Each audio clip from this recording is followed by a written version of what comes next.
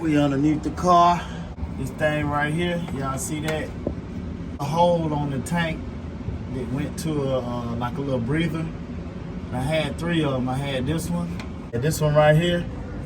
I don't got the canister system no more, so I just put little slip-on vacuum block-offs and put a zip tie on it. This is the final product right here, man. So that little vent that come from the gas tank, I got it right here going up to this valve right here. And that is how the gas tank is able to breathe without letting pressure out and without letting air in the tank.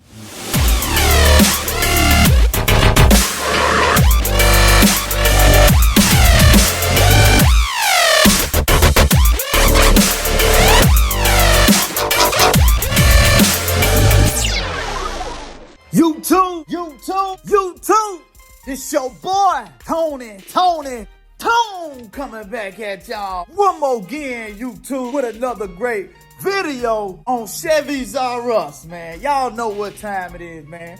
We out here in the garage, finna get ready to mess around with this 72 convertible Impala, YouTube.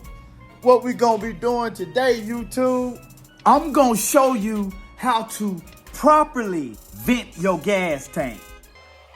We're gonna be tying up loose ends. You're doing an LS swap. You got electronic fuel pump in the tank. You got electronic fuel pump outside the tank. A tank still needs to be properly ventilated. Otherwise, you're not gonna get the correct fuel pressure that you need to get, and you risk the possibility of building up too much pressure in your gas tank, YouTube. We're gonna show you how to take care of that today. Make sure you pay attention. Make sure you watch the whole video so you don't miss nothing. But first, if you like old school cars, if you like learning how to work on old school cars, you like LS swap, you like learning how to do LS swaps.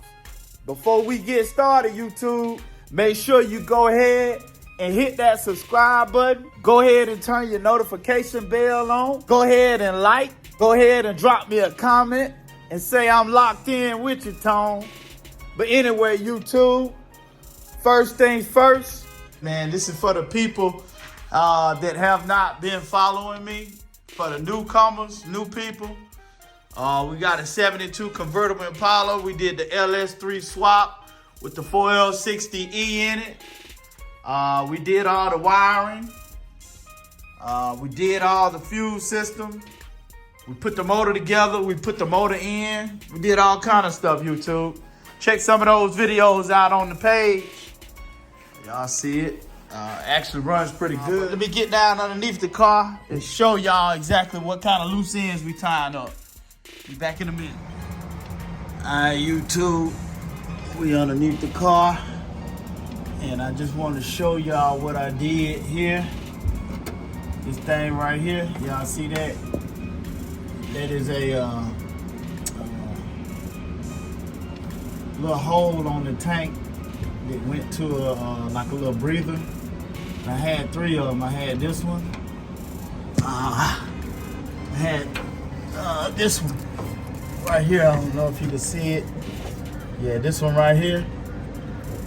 It ran to a hose in the front of the car, but I don't got the canister system no more, so I just put little slip-on vacuum block-offs and put a zip tie on it. So I did that one. And I did this one right here too. Well, no, I gotta do this one. So let me just slip a little thing on it and then put a zip tie on it. Put one of these right here on it.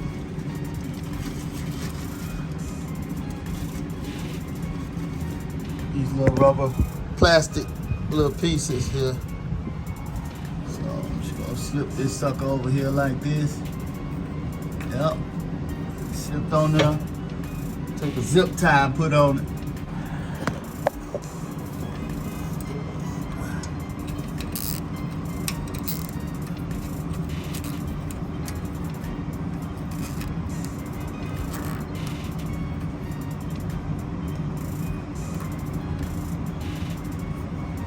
Yep. I put that one on too tight. Let me cut that one off. Anytime you retrofit a gas tank to have an electronic fuel pump in it, you got to have some type of ventilation in it.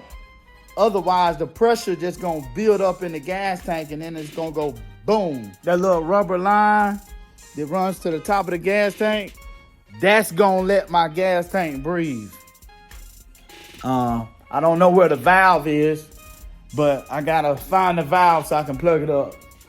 But that alone will let the gas tank breathe. I also have a vented gas cap. That's gonna let the gas pressure off of the gas tank too.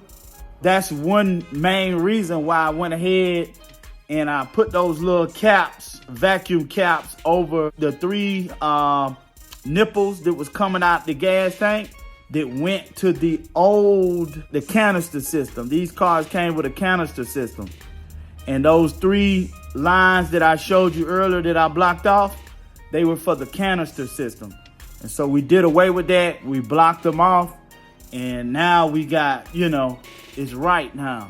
So it's gonna probably hold fuel pressure better. Probably gonna be able to tell the difference in it. It's probably gonna run strong better too, but it already ran good. Another thing that I did is this shock over here. This was completely out and it was hanging. So this side didn't have a shock at all. But what I did is I took the other bolt off over here, this bolt, and I took it to the hardware store and I got another bolt. I got a lock washer and a bolt right here. What you see on there is just WD-40 oil. That's the rust. So that's one thing that another thing that I tightened up. Let me show you another thing that we did. As you can see, we got this little hose line right here. But this little line right here, I got it running right on the side of the gas tank, all the way in the back here. I did have it rolled up.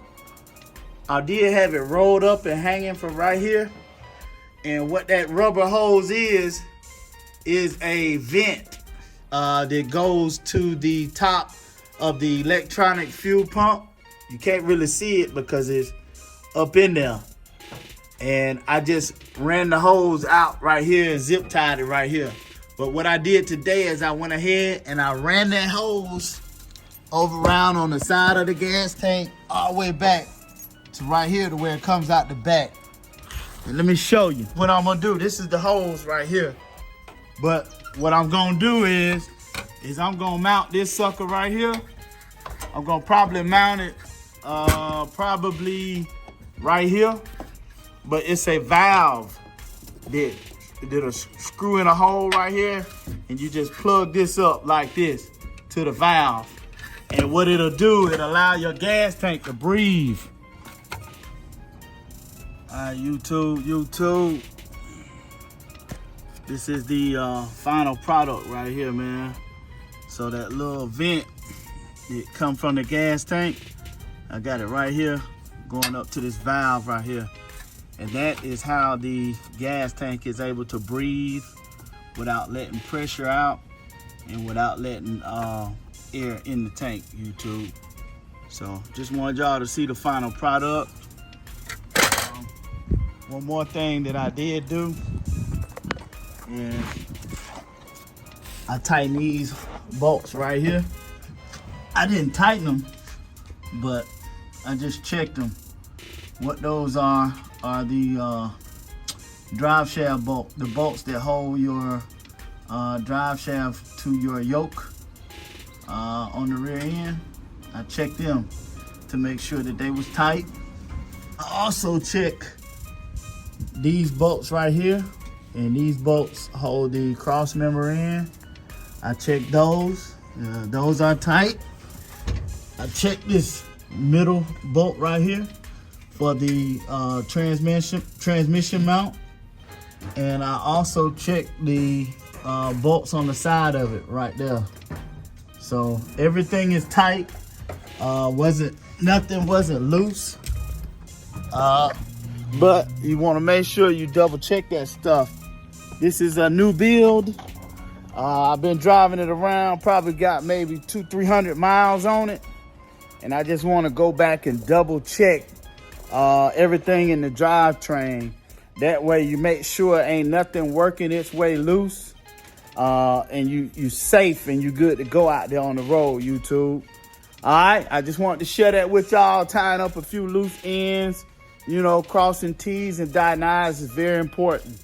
Stuff that needs to be done, stuff that has to be done. Just a little quick word. 9 times out of 10, you say you're gonna come back and do something, it don't hardly ever happen, man. So you know what? Spend that extra time, man. If it take an extra 15-20 minutes to finish your project or finish whatever you're working on, to go ahead and do it, go ahead and do it, man. Go ahead and do it. Cap those loose ends off, because a bunch of loose ends, they add up. All right, YouTube, I appreciate y'all for tuning in. Thank y'all for watching. We'll catch y'all later on the next video. YouTube.